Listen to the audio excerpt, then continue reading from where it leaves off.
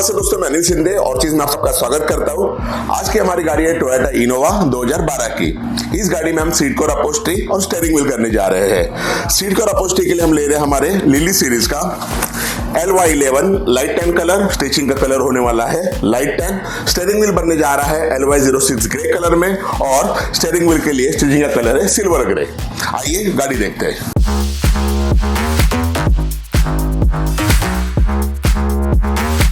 आप यहाँ पर टोयोटा इनोवा देख सकते हो। इस गाड़ी में हम सीट कवर अपहोल्स्ट्री और स्टीयरिंग व्हील बनाने जा रहे हैं। सीट की कंडीशन तो आप देख ही सकते हो, फोम की हालत बिल्कुल ही खराब है। आप आगे प्रोसेस का वीडियो जरूर देखें, चैनल को सब्सक्राइब करें, वीडियो को लाइक और शेयर करना ना भूलें। Thank you very much.